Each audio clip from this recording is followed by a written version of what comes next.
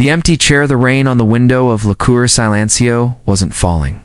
It was weeping, painting the world outside in streaks of blurred, gray misery. Alina stood just inside the restaurant door, a pool of cold water forming around her worn shoes. The air was thick with the scent of garlic, warm bread, and quiet wealth. For 5 minutes, she had been invisible. The Mater D, a man with a face as sharp as the cutlery, had glanced at her once staking in her second-hand coat, the fraying edges of her sleeves. The palpable exhaustion she wore like a second skin and had returned to his ledger. A couple brushed past her, were greeted with murmured welcomes, and led to a candlelit table. Laughter, soft and clinking like crystal, floated from the dining room. Elena's stomach clenched, but it wasn't from hunger. It was from a familiar, hollow ache, the feeling of being a ghost in a world of the living. She was about to turn, to melt back into the weeping street, when a voice cut through the humiliated static in her mind. Monsieur Claude. The voice was calm, edged with steel. Is there a problem? A man had risen from a small table by the fireplace. He was perhaps in his late 40s, with kind eyes and threads of silver in his dark hair. He wore a simple sweater, but an air of quiet authority clung to him. The Mater D Claude pasted on a smile. Monsieur Thibault? No problem at all? This guest was just leaving. It appears she was just waiting, the man Thibault said. His gaze shifted to Alina. It didn't travel over her clothes with judgment, but rested on her face, seeing the weariness, the last flicker of pride battling profound defeat. Every soul deserves a seat out of the rain. He walked toward her. The entire restaurant seemed to hold its breath. He didn't gesture for a waiter. He went to an empty table nearby, pulled out a heavy wooden chair, and held it. The gesture was old-fashioned, achingly deliberate. Please, he said softly. Something in his tone, a resonance of a shared, unspoken loneliness, broke her. She moved as if in a dream, sliding into the offered chair. The wood was solid, real. She was no longer a specter at the door. Thank you, she whispered, her voice raw. He returned to his own seat across from her. A bottle of red wine, half full, sat between them. Would you share a glass with me? He asked. It's too much for one person on a night like this. She nodded, incapable of speech. He poured the glug of the wine, a comforting sound. The first sip was warmth, spreading through the cold that had settled in her bones. I'm Julian, he said. Alina. A beautiful name, he said. It means bright one. A sad smile touched her lips. Not very fitting tonight. The brightest lights often shine in the deepest dark, he replied. His eyes held a universe of quiet sorrow. They talked.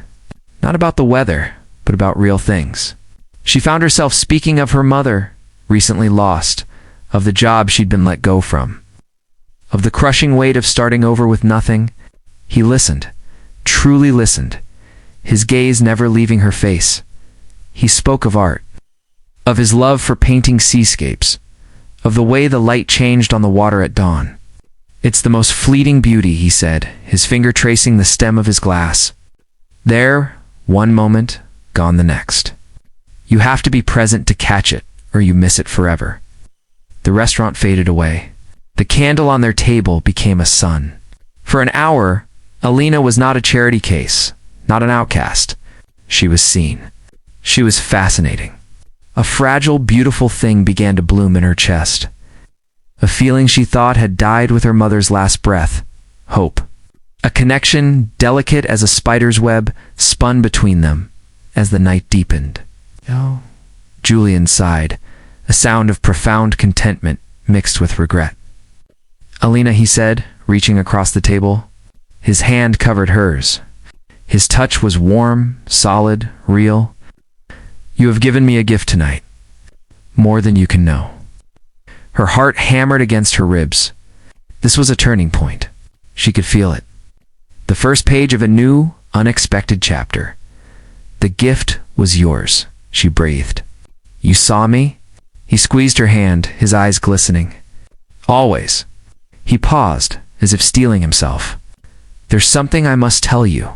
Something important. Anything, she said, leaning forward, her world narrowing to his face. He took a deep breath.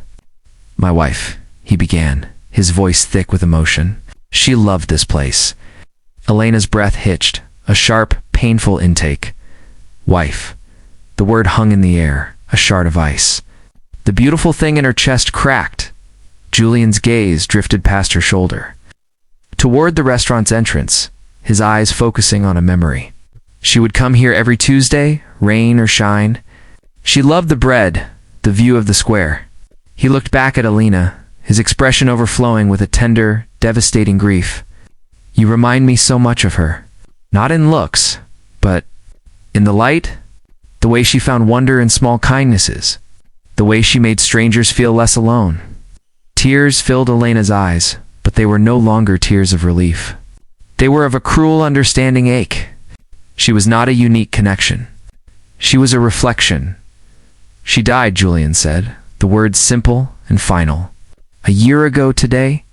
I've been coming here to this table every week since. I couldn't bear to come alone, but I couldn't stay away. His thumb stroked the back of her hand, a gesture now painfully recontextualized. It was a gesture meant for a ghost. Tonight when I saw you standing there, looking so lost and so brave, it was like she sent you, a sign. So I could finally do for someone what she would have done. So I could finally say a proper goodbye to this place, and to her. The twist wasn't that he had a wife. It was that his profound, romantic kindness, the act that had saved her, that had felt like a beginning, was his ending. She wasn't the heroine of her own story. She was a closing line in his. He pulled his hand back, placed a handful of bills on the table, enough for both their meals and more. Thank you, Alina, he whispered, his voice breaking. You gave me my goodbye.